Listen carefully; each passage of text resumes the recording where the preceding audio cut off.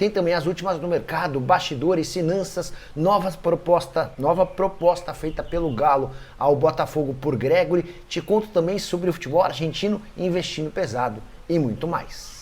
Fala aí pessoal, sou Jorge Nicola, bem-vindos a mais um vídeo do canal, sempre bom ter vocês por aqui. Sem perder tempo, só pedir para deixar like, se inscrever no canal e ativar as notificações. Bora começar o vídeo.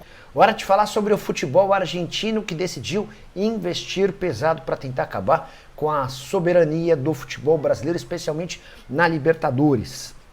Os times de lá gastaram juntos 53 milhões de euros ou 327 milhões de reais em contratações de reforços nesse início de janela. Números abaixo do que a gente pratica aqui, mas bastante consideráveis se a gente levar em consideração o que se gastou na Argentina nos últimos anos. São Lourenço, Boca Juniors e Newell's Old Boys foram os clubes que mais gastaram. O Boca, por exemplo, gastou 9 milhões e 700 mil euros com Alan Velasco, jogador que vem do FC Dallas. O Boca também já havia contratado o Carlos Palacios do Colo-Colo por 4 milhões e meio de euros, Ander Herrera, ex-jogador da seleção mexicana que estava no Atlético Bilbao, Rodrigo Batalha, que vem do Atlético Mineiro, e Marquezin, goleiro do Grêmio. Aquele que mais investiu num único jogador foi o Estudiantes de La Plata, 14 milhões e 600 mil euros em Christian Medina, jogador que pertencia ao Boca Juniors. Isso é super incomum. Um investimento superior a 10 milhões de euros numa negociação entre clubes argentinos, não tendo nem Boca nem River como comprador. Falei do River Plate, o clube desembolsou 9 milhões e 700 mil euros, com Sebastián Driussi, que vem do Austin FC, 4 milhões e meio de euros em Gonzalo Montiel, que também estava nos planos do São Paulo. Só para completar, vale a lembrança de que o Racing também conseguiu vir ao Brasil e tirar jogador importante. Zaratio foi comprado do Galo por 2 milhões de dólares. Bora falar agora sobre o Clube Atlético Mineiro. O Galo aumentou sua proposta para contratar o volante Gregori, super importante no Botafogo da temporada passada. A primeira oferta do Atlético havia sido de 4 milhões de dólares. O Botafogo recusou. O Atlético subiu essa oferta para 5 milhões de dólares e espera por uma posição de John Textor. O dono da SAF do Botafogo tem alegado que não quer vender o Gregori, porque entende que ele é super importante, especialmente no meio-campo, super adaptado com o Marlon Freitas. A tendência é que o Botafogo tente um belo reajuste salarial com o Gregori, para que ele pare de escutar propostas de outros clubes. O Palmeiras também é outro interessado, embora ainda sem oferta oficial. Só para lembrar que a multa rescisória do contrato do Gregori com o Botafogo para clubes do exterior é de 4 milhões de dólares, mas a multa em território brasileiro é bem maior. Jogador que havia sido adquirido no fim de 2023 junto ao Inter Miami por 2 milhões e meio de dólares. Só para completar, contar que o Palmeiras, que também tem interesse no Gregori, fechou a contratação de um jogador para essa função de volante, o Martinez, contratado do Midland, da Dinamarca.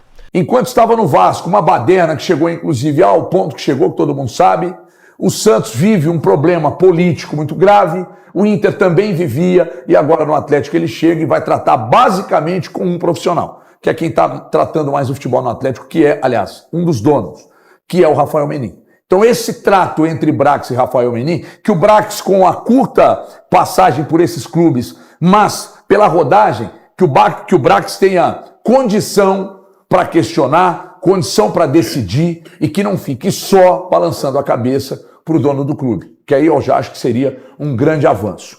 Então é isso aí, estou com Bruna Morelli, Elton Novaes, Thiago Valu e Mike Costa, ele volta depois de um longo tempo, a gente está se reencontrando aqui. Queria inclusive abrir essa edição com você, Mike, sobre essa chegada do Paulo Brax aí, o que você projeta para o novo gestor de futebol? Você meteu um CSO aqui, eu vou parar o programa, viu, Mike? Boa tarde. Boa tarde, HG, boa tarde, pessoal de casa, pessoal do estúdio, um prazer.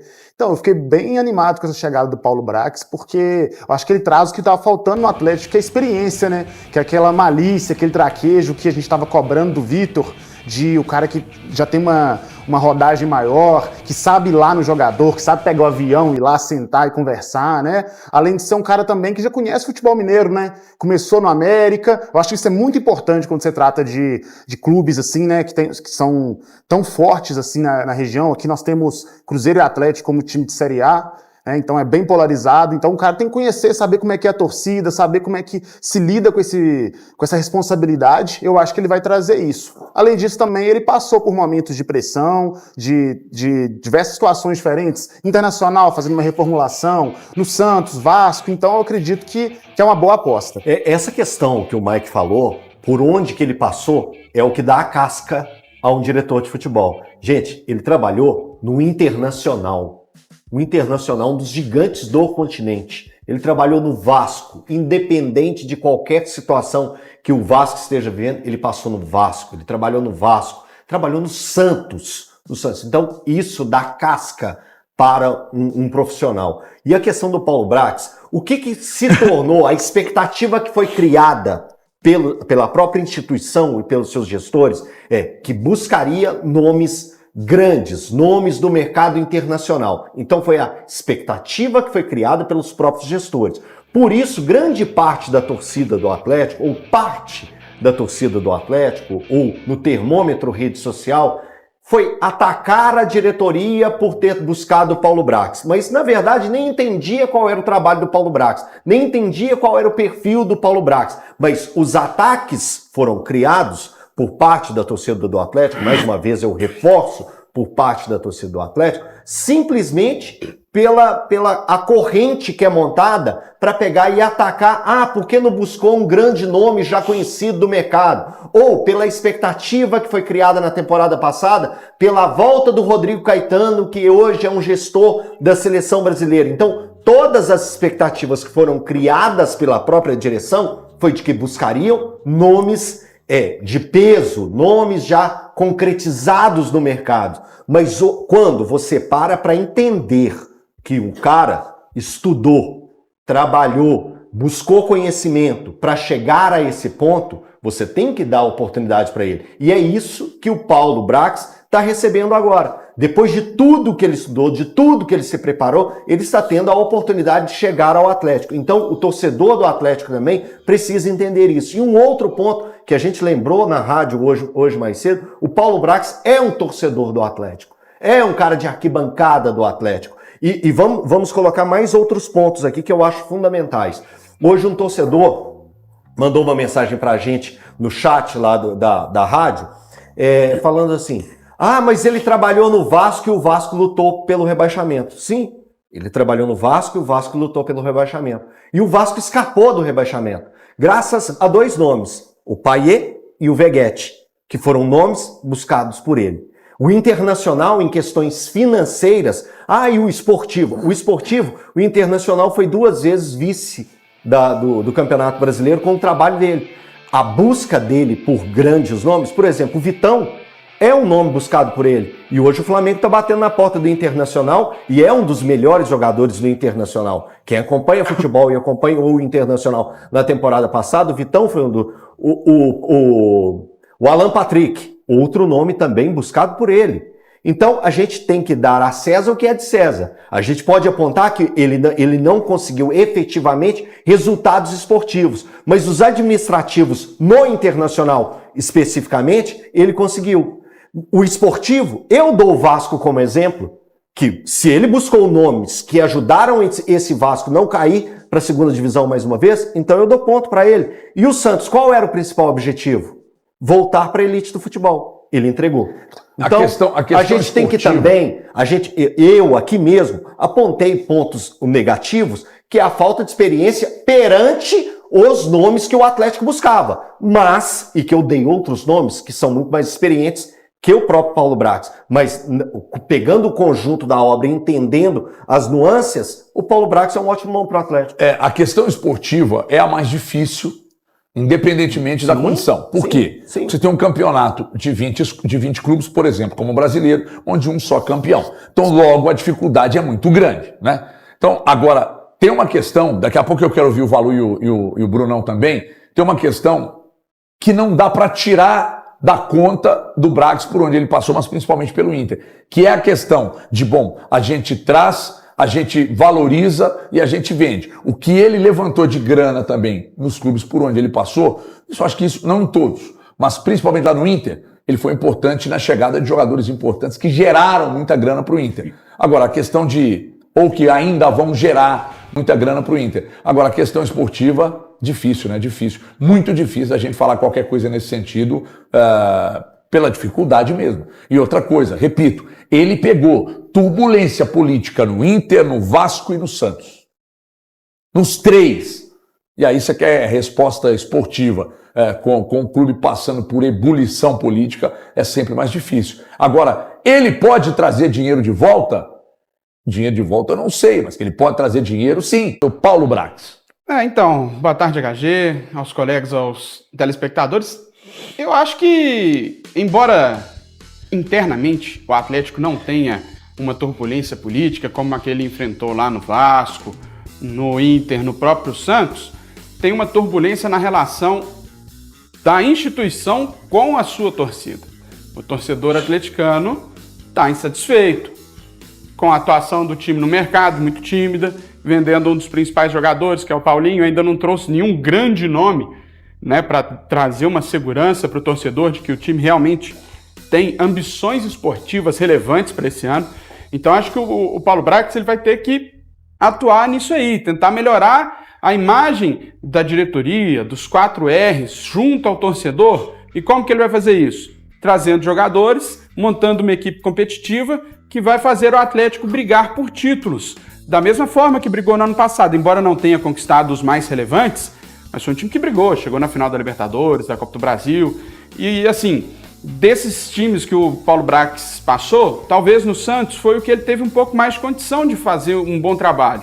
E ele conseguiu. Ele fez o Santos voltar para a primeira divisão, ele fez o Santos chegar na final do Campeonato Paulista, brigou de igual para igual com o Palmeiras. Então, assim, eu acho que tem potencial e ele vai ter que, né, dar uma rebolada aí para fazer a torcida voltar a andar junto com o time. Sabe que umas coisas que são inevitáveis, Valu?